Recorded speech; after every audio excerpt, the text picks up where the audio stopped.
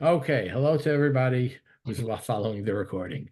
Yes, sadly, as you know, one of our class members passed away, Siggy Westerman, Zichron Livracha, He was on. He was 102. 102. Yeah. Believe it or not, Siggy 102. passed away. I'm sorry? Yes. Yeah, Siggy he passed. passed away. The Yeah. funeral, I officiated the funeral yesterday. Yesterday.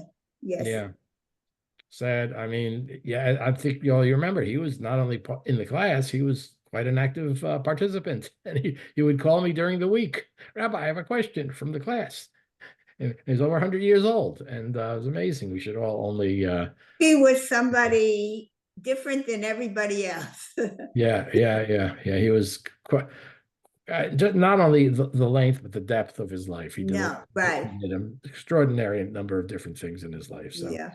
we're all Yeah. going to miss him as well. Okay. So we're going to go on now to this question that she brings about, oh, where is it? For reasons, I thought it's open. Yeah, oh, I have, I have opened a text. I'll show all windows. There it is. Okay, there it is. Got it. Okay. I have brought the entire text. Again, sometimes Rabbi Barmash brings us in her book excerpts from the text that she's using, and if I'm able to find the entire text, I like to deal with the entire text here in our class, which is what I've done with this next section of her book, which is patriarchal and matriarchal descent. Okay, and what she brings is the formal statement of the Reform Rabbinate about this. And this is fairly recent. I have a date, I think, over. Oh, let me get there it is. Okay. There is a date on this, and I think it was around 85. Does that sound right? I don't have the date on it, sorry. But it's not that long ago. And I found the original text, which is here, and we also have some questions. So before we even begin, I want to ask a few questions about this issue of patriarchal versus matriarchal. Jack, I see you. I see you got your hand up. I don't know if you're able to get yourself off mute, because right now you're muted. So unfortunately, we are not able to hear what you have to say. Uh, I don't know. Again, you need to talk to somebody, perhaps near one of your neighbors, to help you figure out how to get yourself off of the mute. But I do see your hand is up. Okay. So what I've done here in this text is I've added the questions that Rabbi Barmash asks in her book. And there's some interesting questions that she asks. And when we look at the Teshuvah, we'll try to understand it. So let's take a look at her questions. Why did the responsive committee write a responsum if the CCAR had already approved a declaration about patriarchal and matriarchal? By the way, it's a good question. Why do you think they formally wrote a responsa after they've already determined? Remember, traditional Jewish status is matriarchal, and that the Reform movement has said that if your father was a Jew, well, we'll see what they say exactly. Why do you think they had to issue teshuvah? Any suggestions? Yeah, Carol. Okay. Perhaps so. uh, Perhaps so that other members of the Judaism, the conservative and Orthodox, would accept their ruling if they wrote a full reason as to why they arrived at that. Yeah, I think that's probably that direction of what they wanted. This is a very controversial decision, right? To this day, as a matter of fact, it's still a controversial decision. And I think they wanted to buttress, this wasn't, honestly, sometimes with the Reform movement, you have to say, well, is this a well thought out, serious position, or is it just, oh, everyone makes their own decision, which actually personal conscience is of great import in the reform movement. So to say that this is not just a personal issue, but maybe we can influence or put it out into the public sphere, you can understand that this is something that we take seriously and we have serious reasons for. I think that's probably why they did that, because on the one hand, they are not bound by these decisions, by the teshuvot. On the other hand, they want to get out into the public space some rationale for what they did, and that it was not just taken in a cavalier manner. Okay. And then she asks, which arguments, we'll see which arguments. Now, there are different types of arguments you can make about why it should be Judaism should be patriarchal or matriarchal, or neither, or both, right? I mean, there are lots of decisions you could make about it. And we're going to see we'll take a look at which arguments they feel are the strongest. After we look at this, we'll also, I'm going to add a historical, some historical conclusions from Rabbi Shai Cohn, who was actually teaching at the Jewish Theological Seminary. I'm thinking went to Harvard after that, which tries to understand some historical reasons for this. Which arguments, so against matriarchal, which arguments for patriarchal, what are the strongest arguments? Why did they do this? There are different types of arguments. What sort of arguments might you what sort of arguments might you try to highlight if you were trying to make the argument for one or the other? Anyone suggest what sort of arguments there might be? Well, we can argue from the Bible, we can argue from the Talmud, we can argue from tradition, we can argue from modern ethics. All those are different arguments, right? So, I mean, when we looked at the question of mamzerut, right? Some of the arguments were that first rabbi said, this is what the tradition says, and we got to follow it. Well, someone else said, wait a second, maybe not. Maybe within the tradition, we can find a different way. And there were also remember with mamzerut, there were ethical arguments that were brought as well. So I mean, there are different, there are moral ethical arguments. What did the Bible say? What does the Talmud say? What has been the custom in Judaism? What are the implications? There are also different types of arguments. So when we read this, we want to say, well, what do they think is their best case? What's the strong case for this? Okay. And then they have this other question, which we'll see later on, this question of identification to claiming to be Jewish by patriarchal descent. In other words, do they have a blanket decision? You're a Jew if you have a Jewish father, goodbye, we're done. Or do they place some restrictions on that? And we'll see how and what they do in order to make their arguments. Okay, what additional reasons insisting upon acts of identification? Is it a compelling argument? Right. Remember, most people think, oh, they said that you're a Jew if your father's a Jew, and that's it. Goodbye. Right. That's what I think in the general sphere of the Jewish world. That's what most people think. But that's not what they said. So we're going to take a closer look at this and say, well, why didn't they say that? And what did they say? Okay. And of course, why was this controversial, even within the reform movement? Okay, which is both two issues. And this is, again, it divides upon some of those ethical issues that we've talked about. Are the objections of a practical manner? Remember, when we talk about ethical decisions, we sometimes say, well, what's the practical result, right? Or was the controversy not because it's the practical implications, but is it because there is a theoretical ideal that is behind it? And they don't care about the practical.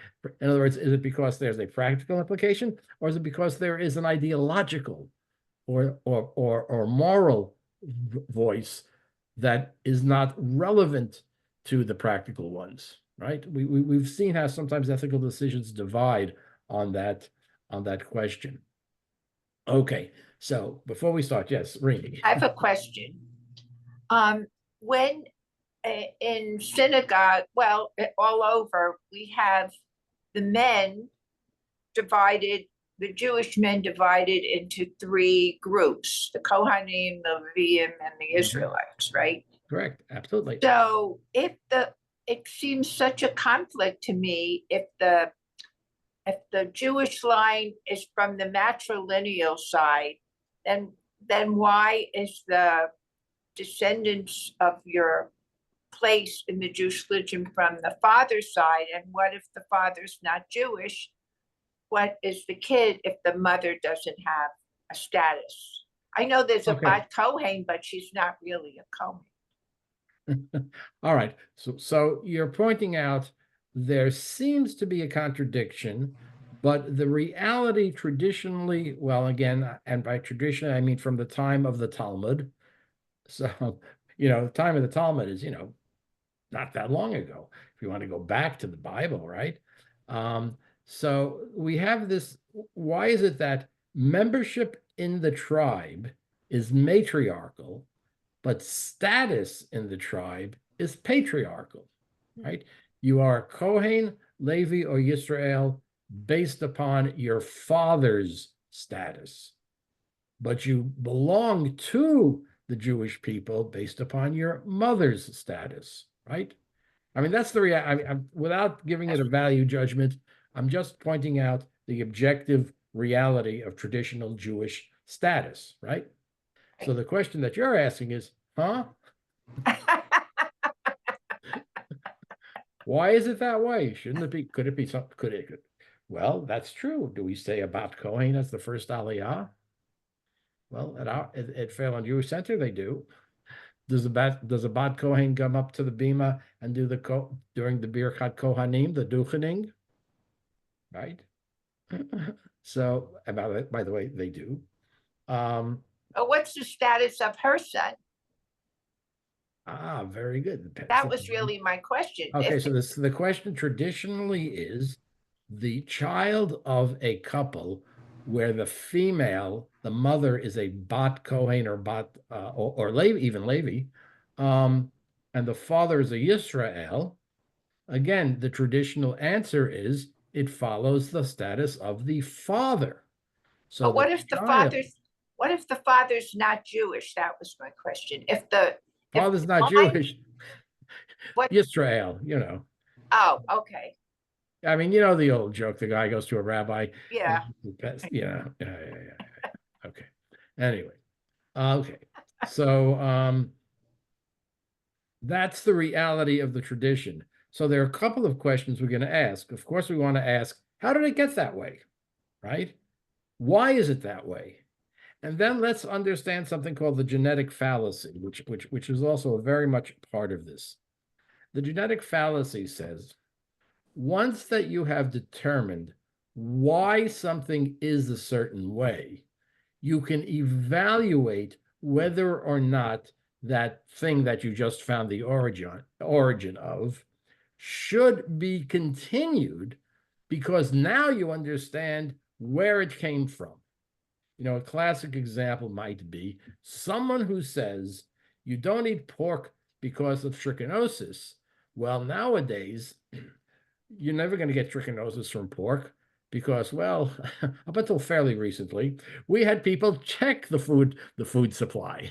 But let's assume that checking the food supply continues and that you'll never get trichinosis. So someone could say, well, I figured out the origins of this custom, and the origins of those custom is something that no longer makes sense for today. So you could say, let's get rid of the custom. That's the genetic fallacy. Or you could say, wait a second, that may or may not be the origins. First of all, we're not 100% sure. But even if it was, let's take a look at what has happened since it started, and perhaps the meaning that it has gained since it started is more important than the origins. Okay, you follow that? So again, that genetic fallacy is something we're going to see, of course, with patriarchal, matriarchal. because we are assuming, and this, by the way, is not a fact, we are assuming that we can pinpoint exactly where and why and how this happened. And if we can pinpoint where, why, and how it happened, does that mean that if those realia are no longer true today, we can change it? As opposed to, okay, maybe those realia aren't true today, but you know what? It's been a long time, and it's gotten a lot of meaning, and we're in a system in which this is an important part of the system, and we think the meaning that the system has placed upon it since it started is so significant that we're not going to change it. Okay? Okay. All right. I mean, you know, why do people ride on the right side of the road? You know, people say it had to do with medieval horsemen and where they had their sword or their lance. Well, we don't have to worry about that too much nowadays. So we can switch it over, right? I mean, you could argue that. All right. All right. So let's bear that in mind. Okay. Any other comments or questions before we begin on this text? Okay.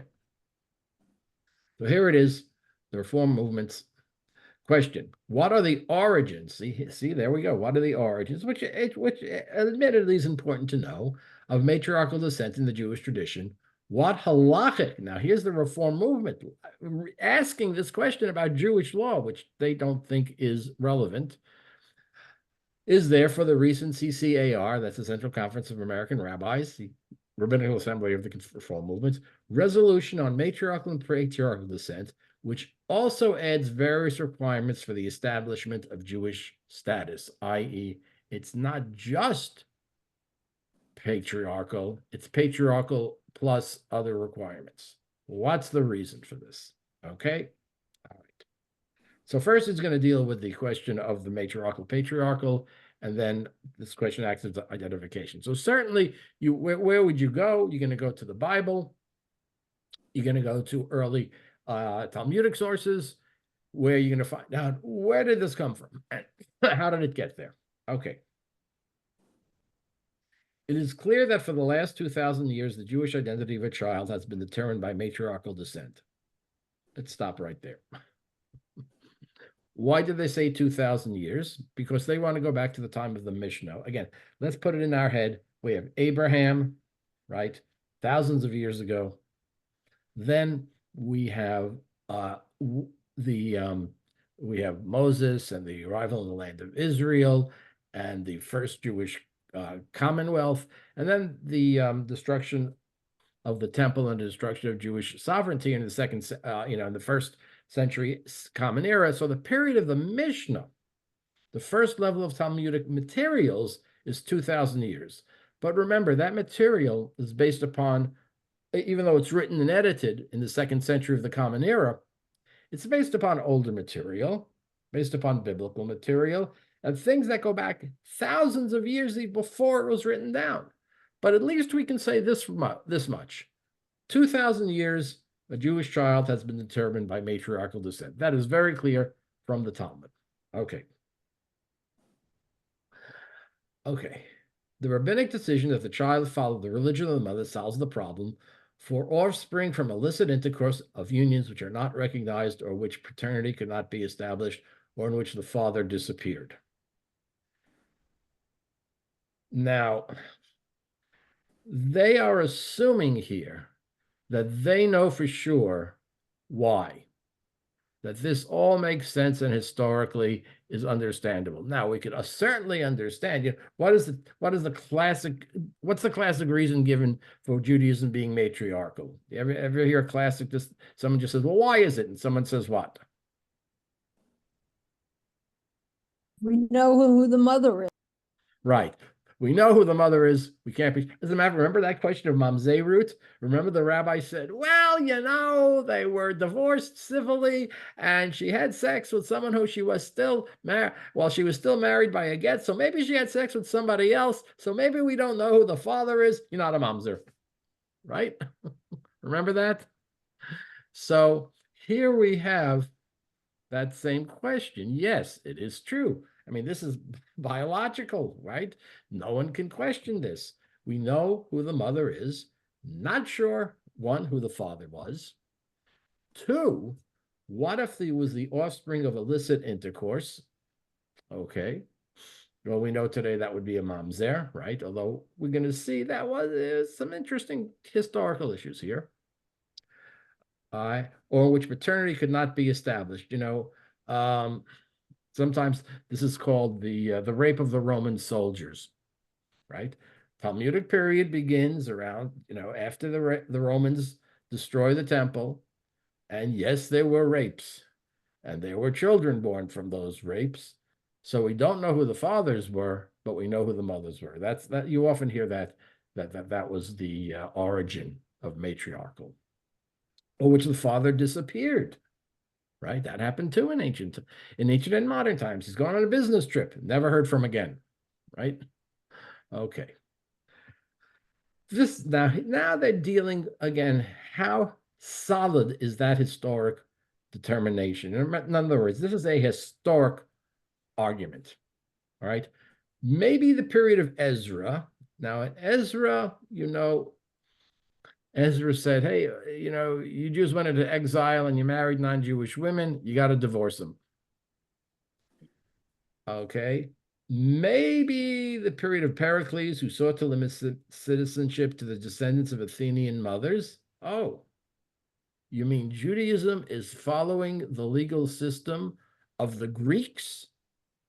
Judaism is being influenced by the Greeks? Well, sorry, but Judaism has been influenced by the Greeks. As we remember, we just looked for the afikomen, which of course is a Greek word. But there are other examples of maybe Jewish law was influenced in the milieu of the legal system we were living in. So maybe we borrowed it from the Greeks, okay? It may have represented temporary emergency legislation and nothing till early rabbinic times. So if you go to the biblical times, we're not sure about that, right? When a union between a Jew and a non-Jew was considered to have no legal status. A child of such a union was considered Jewish at one time, but subsequently they changed that, okay? Many authorities considered children of all such unions as mamzerim. Now this is even worse, right? As we've recently learned, it's terrible to be a mamzer. And now we're saying that if the mother and the father, it's not only the question of they weren't legally married or the mother was legally married to somebody else. We're saying if the father was a non-Jew, you're a mamzer. Well, that certainly is not a good situation. They felt that the danger lay with non-Jewish women who could not be trusted to establish the Jewish paternity of their child, though that was contested by others. Okay.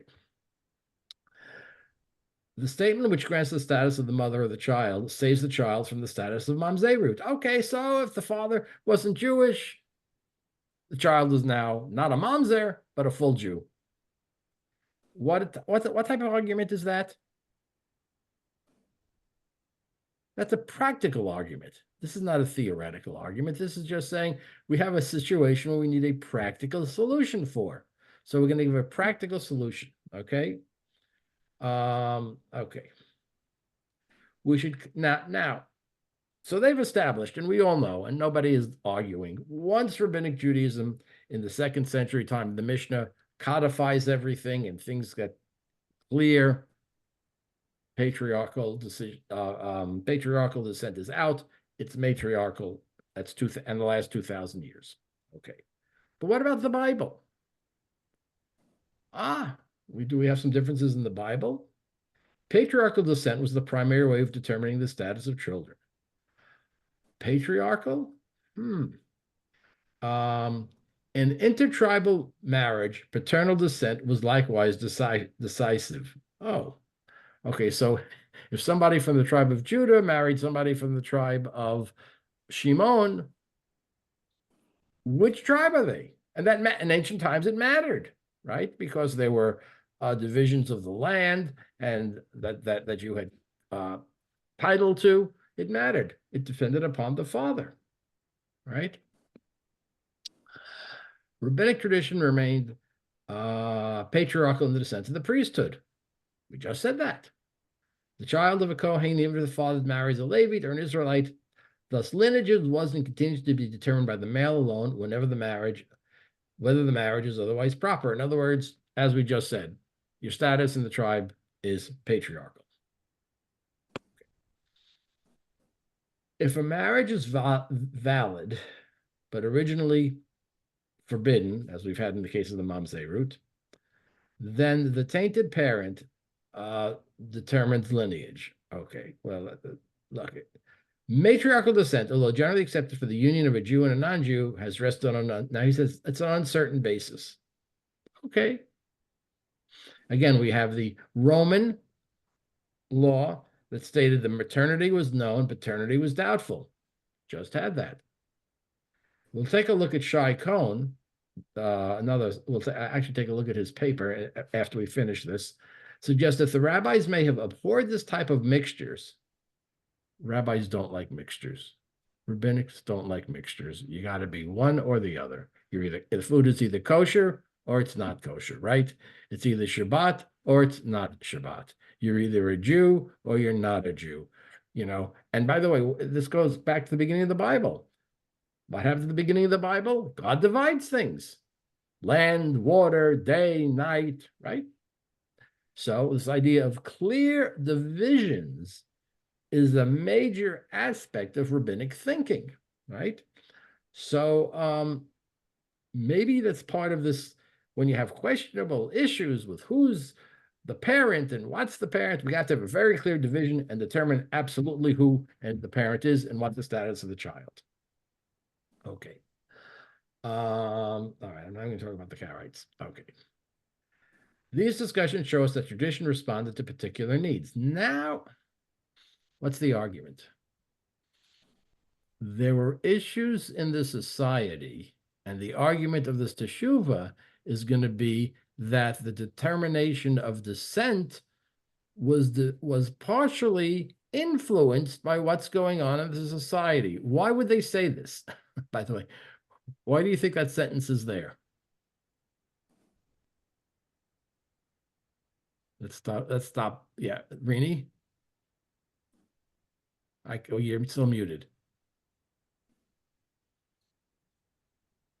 Prevent them from being killed or whatever by the ruling society in which they lived. They wanted to make it clear about that, but there's another reason too. Why was this issue of patriarchal, matriarchal descent being discussed fairly recently and not 100 years ago? Oh. Why didn't they debate this in the 1920s? Because of the number of intermarriages today. Exactly. Exactly. If we didn't have a large number of intermarriages, and in the 1920s, 30s, 40s, right, it was hardly known, did occur. A.B.'s Irish Rose, he made this very famous play about that. But it was fairly unknown. And so we're moving in this direction, this question that the Reform movement is raising in the Teshuvah, and they are claiming, right, our tradition responded to particular needs. So here the question isn't, is this just a larger theological, philosophical understanding of human nature? But hey, something going on in the society, we have to respond. See, that's the direction they're going. It changed the laws of descent to meet the problems of a specific age, and if those problems persisted, then the changes remained in effect. Well, what's the next obvious step that they're going to say? Yeah, Carol? That if the father is Jewish, then they will accept the children as Jewish. Right, because today we have problems of a specific age. The problems of our age is large numbers of intermarriages in which the father is not Jewish, right? That is everyone agrees that's an increasing problem. No one is going to say that's not an issue. The question is that an issue that justifies the change. Obviously, as we can see here, that's the direction that they're moving. Okay, here he says so and they say so explicitly. We in the 20th century have been faced with an increasing number of mixed marriages, changes in the structure of the family, development of a new relationship between men and women. People don't get married. People have fewer children. Women have children with their significant other without ever getting married. Happens all the time. Is there anyone here in this class who cannot give me an example of some of the things I just mentioned? Right? This has been reflected carefully. Okay. We may elaborate further on the statements. The question, so clearly they're saying times have changed. In the past, times changed. And in the past, when times changed, rabbis made different decisions. So all we're doing, again, it's a classic example of we're going to make a radical change, but it's very traditional, right? In other words, hey, we do it in the conservative movement as well. We're making a radical change, but don't think it's a radical change because they used to do it this way. Okay, but that's the nature. And, again, we see this in other places. Okay. Now they're stepping back. Elaborate. We shall turn to the question of descent and then to the question of acts of identification. Okay. In the biblical period, time of Ezra, or beyond, patriarchal descent determined the status of the child. So the children of the kings of Israel married non-Jewish wives were unquestionably Jewish. How many wives did King Solomon have? I lost count, right? Were they Jewish? What about the children of the concubines of Abraham? Right? They were the maidservants of his regular wives, who we knew were Jewish. Were those concubines Jewish? Okay. What about the children of the patriarchs and the concubines? They were the forerunners of our tribal system, right? So clearly, this seems that the lineage, the yichus, if we can, they're using this, ran through the father. Okay. Yichus was considered significant because in the biblical period and long geological lines are recorded. All right. In the biblical period and in specific later instances, lineage was determined by the father. We'll see historically. We're going to look at Rabbi Cohen's article, and he gives a little, I think, a little note on a little qualification of that. But certainly we know that if a non-Jewish woman was married into a Jewish family in ancient times, the children were Jewish, okay? Mishnaic and Talmudic authorities changed the biblical laws of descent. Well, we know that. And then when social or religious conditions warranted it. Again, that's the key of their argument. Family law was changed in many other ways as demonstrated by the laws of marriage. That's true. Ruth and Boaz. Who was Ruth? Yeah. Right? Mm-hmm. That's a problem. Mm-hmm. Despite, in the Bible, it says you're not supposed to marry Moabites. Right. But she's a Moabite. They indicated the biblical rule only applied to males, not to females, which of course is not at all indicated in the Bible. The Bible does not say it only applies to one gender. It just gives a blanket indication. And the rabbi said, well, and this is what it meant. Okay. Earlier, the Mishnah claimed that the various ethnic groups had been so intermingled by the invasion of Sennacherib that none of the prohibitions against marriage with their neighboring people remained valid. In this instance and others to them, we are dealing with clear biblical injunctions which have been revised by rabbinic tradition. That is absolutely correct. Mm-hmm. Okay. Then they say, well, the rabbis of ancient times made these clear changes, We have followed these examples in our own 20th century revision. We're not doing anything new. We're just doing what they did in ancient times. That's the argument. Okay. But now they go to a second. That's one thing. Argument one. Okay. We're basing it upon what the rabbis did in ancient times. Argument two. The Reform movement has espoused the equality of men and women virtually since its inception. Virtually. Let me point out that there weren't a lot of female Reform rabbis going back 50 or 60 years, right? Go back to the 1920s, 30s, and 40s, and 50s, right? How many female Reform rabbis were there?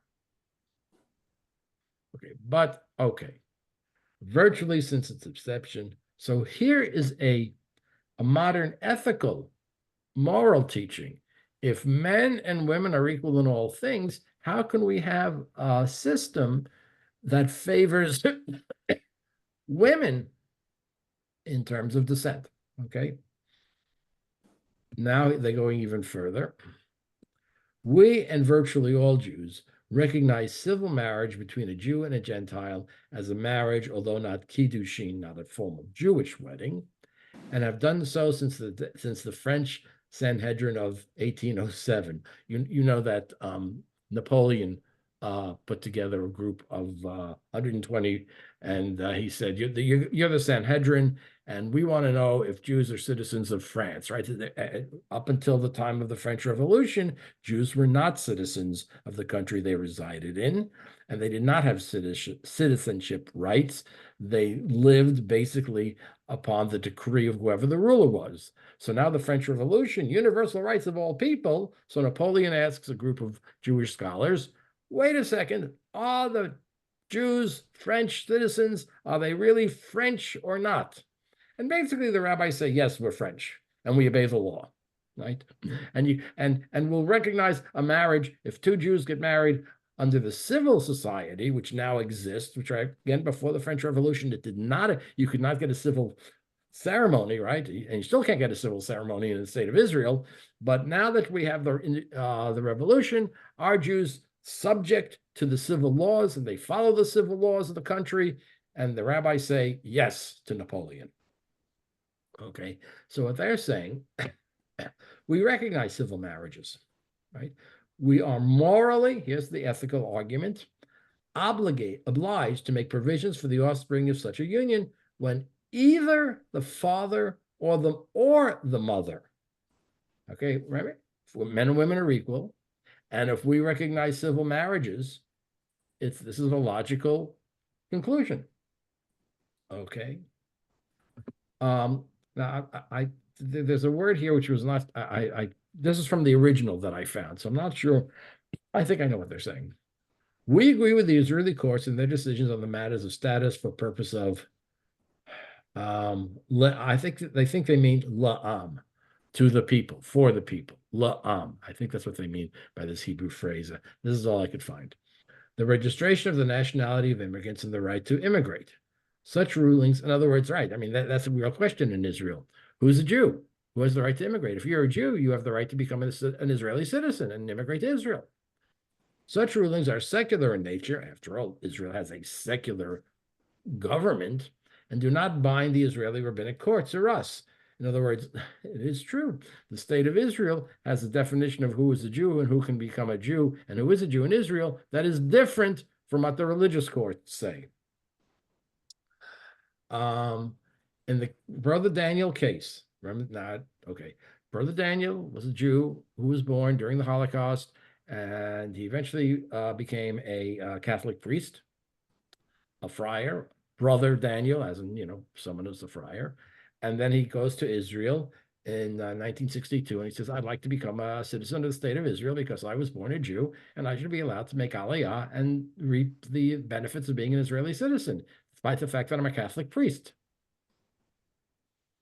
So the Israeli Supreme Court said no. That, well, even though he had Jewish parents, both of his parents were Jews, you have, by becoming a Catholic priest, we say, contrary to some traditional Jewish views, you are no longer a Jew, right? There is a statement made in the Middle Ages, a Jew is always a Jew, even if he sins.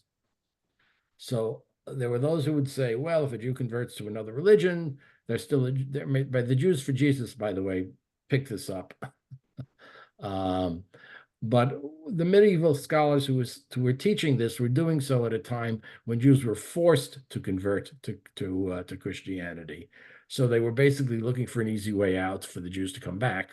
And this is not a general statement, but you still sometimes hear this, that you can never change the status once you're born a Jew. You're always a Jew. The Israeli Supreme Court said, no, you can change your status and you can convert to another religion and you're no longer a Jew. So Brother Daniel, you want to live in Israel, fine, you can apply as a citizen of whatever country you are, but you can't apply as a Jew. Okay. The court decided that a Jew who practiced another religion would not be considered Jewish despite his descent from a Jewish mother. So they're using this argument that how you determine Jewish status is not just a matter of who your parent is, but is also a matter of what you do, i.e., you become a priest, you lose it. Okay. The court recognized that this had no effect on rabbinic courts, right? The traditional rabbis in Israel said, once a Jew, always a Jew. Nonetheless, did mark the change. Okay. And they, and by the way, for a lot of the Russian Jews who came to Israel, and this is still an issue, had non-Jewish mothers. So the question becomes: they fight in the Israeli army, and they die defending the state of Israel. There were rabbis who refused to bury them in Jewish cemeteries. It became a big issue in Israel. Okay. All right. The current law of who is a Jew, for the purposes of this law, a Jew means a person born to a Jewish mother or who has become converted to Judaism and who is not a member of another religion. Okay. That's a whole other story, but let's leave it at that. We should note that the definition of a Jew has narrowed. Another section of the law broadened the effect of the law of return. So that determines who is a Jew. But for the law of return, the child and grandchild of a Jew, the spouse of a Jew, and the spouse of the child and grandchild of a Jew, with the exception of the person who was a Jew and willingly changed his religion. Just point out that this really had a lot to do with the Russians. And a lot of the Russians who came into Israel were, in fact, what the traditional would call questionable status. Okay. And it's, of course, a secular decision, not determinative, but we should see flexibility to meet new problems. Again, the Israeli courts, seeing new problems, have come up with new ideas. Okay. For the reasons cited in the introduction to this resolution, those stated above and others, we have equated matriarchal and matrilineal and patrilineal descent in the determination of Jewish identity of a child of mixed marriage. Okay, that's a very clear status. And why? Well, we've seen changes. We saw changes in ancient times, and now we see changes in modern times. So all we're doing is the same thing. Okay. There's something a little further that they go into. And by any comments or questions so far? No? Okay. Positive acts of identification, where a patriarchal Jew has to have appropriate and timely acts of identification with the Jewish faith and people. Here we have become stricter than traditional Judaism. Oh, we have done so, and the normal life of Jews has changed in the last 2 centuries. In other words, while we're accepting patriarchal and matriarchal descent, we are also saying that there must be appropriate and timely acts of identification with the Jewish people and faith. We are dealing with a large number of individuals in our open American society as well as all Western lands. In order to overcome these problems as well as others, we now require appropriate and timely public and formal acts. The requirement has been retorted to permit some flexibility. So in other words, if you're a patriarchal Jew, they're saying you're not automatically a Jew, but you must have, and this is so, and they admit vague, appropriate and timely public and formal acts. So what do you think such things might be? What are they thinking about? Yeah, Carol? A bar bat mitzvah, some public statement. Right, that bar bat mitzvah. Joining a in school. congregation. Joining a congregation, having a brit milah, which by the way, they don't require in general, but having a brit milah would certainly be that type of thing. Right? It's quite vague. We are aware that we have made more stringent requirements than our tradition. Again, in the public mind today, I think most Jews would say the person who has a Jewish father is a Jew and would not think that there was a requirement that the Reform movement said had to have these public acts. We believe this will lead to a firmer commitment to Judaism on the part of these individuals, and it will enable them to become more integrated into the Jewish view. We believe, one, we do not view birth as the determining factor in the religious identification of children of a mixed marriage. We distinguish between descent and identification. The mobility of American Jews has diminished the influence of the extended family, and education has been a strong factor. We could assume a minimal Jewish education for children, right? Well, what percentage of the Jewish kids go to Hebrew school nowadays? Quite a bit different than it used to be. For these reasons, the Reform rabbis said, oh, by the way, here's the date, October 1980. I knew I put it in there, October 83. The Central Conference of American Rabbis declares that the child of one Jewish parent is under the presumption of Jewish descent. This presumption of the Jewish status of the offspring of any mixed marriage is to be established through appropriate and timely public and formal acts of identification with the Jewish faith and people.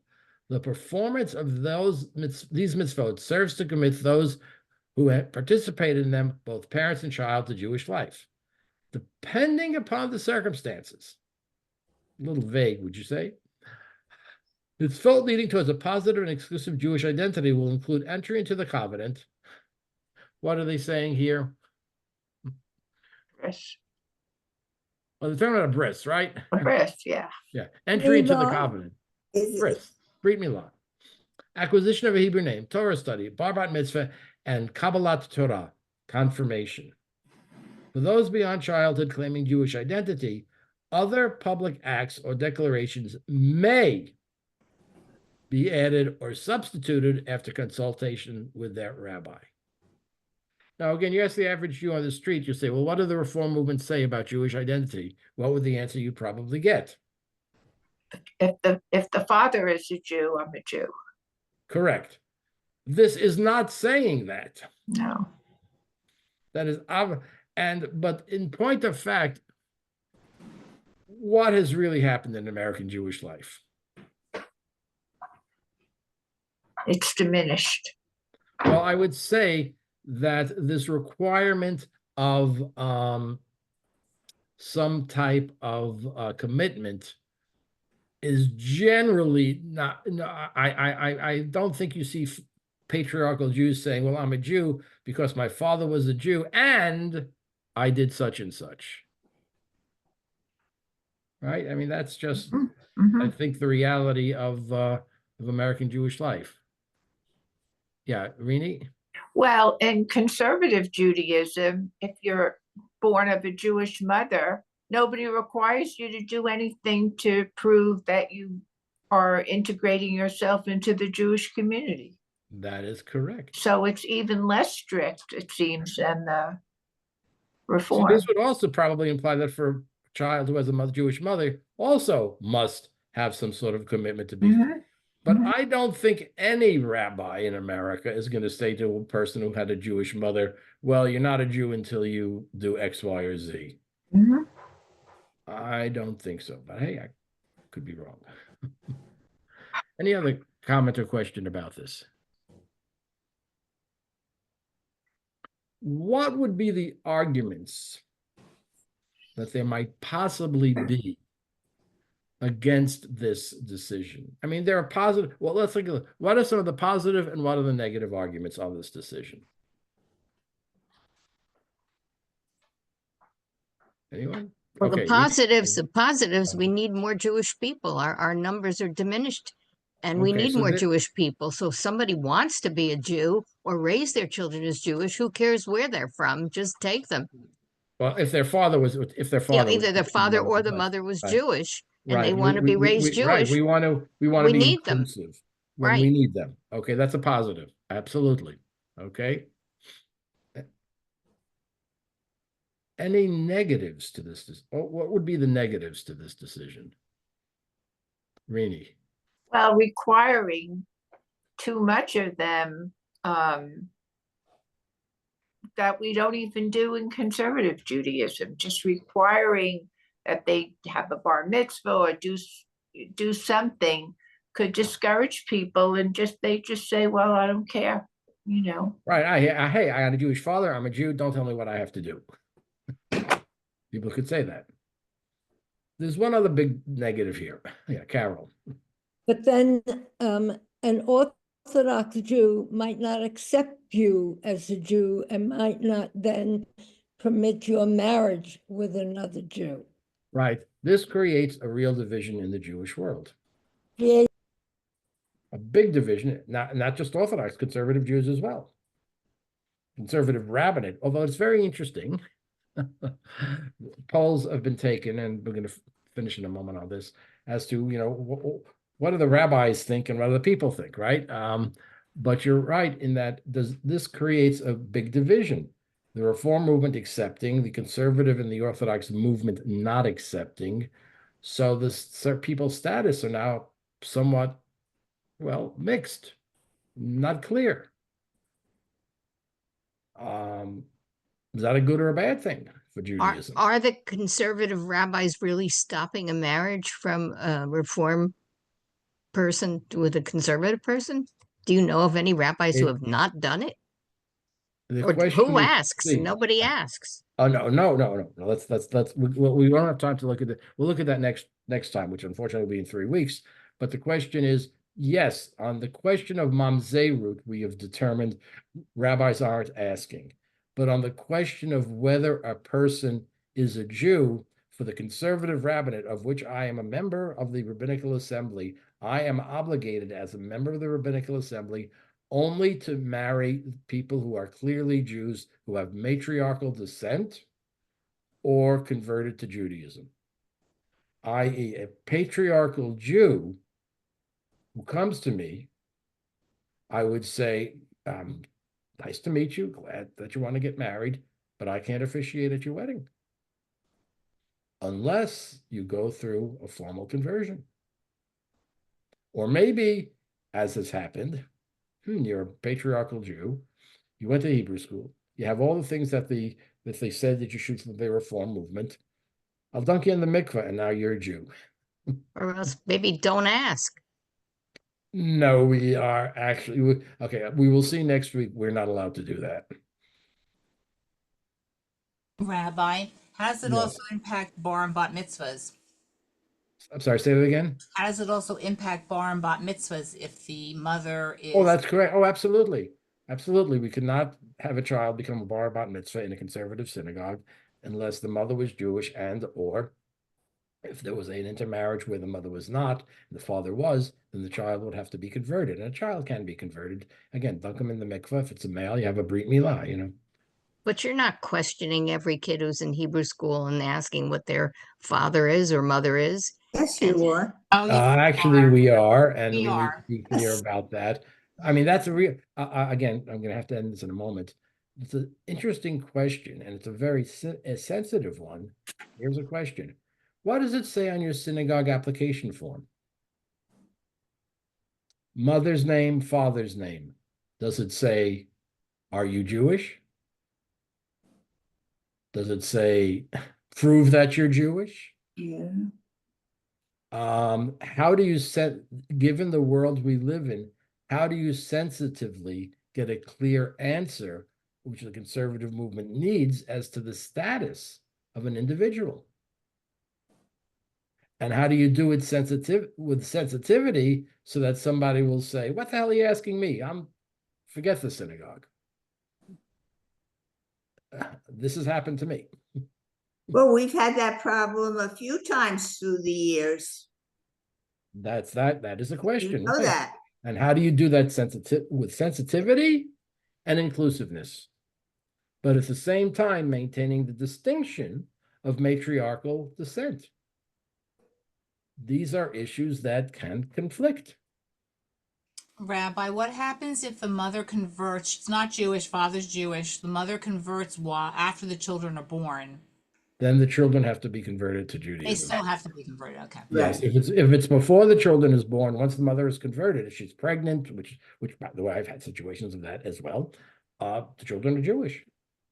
But as you saw from the history you just delineated, in Greek times, it was the paternal rule. So why are we hurting these people and making them go through so many situations? Okay. It's ridiculous.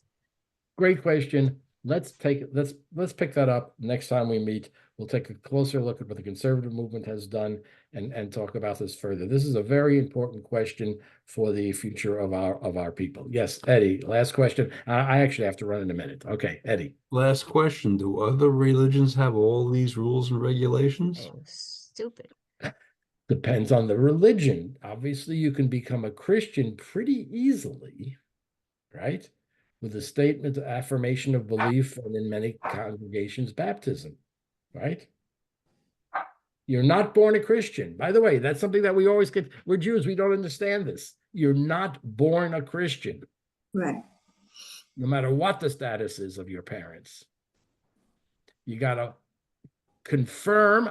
Why is there confirmation? Because you confirm your belief, and now you're really part of the Christian world. Confirmation, not bar mitzvah. So anyone of any religion can just go and confirm and they're Catholic? Well, they would have to meet with a priest. They would have to go through a period of study.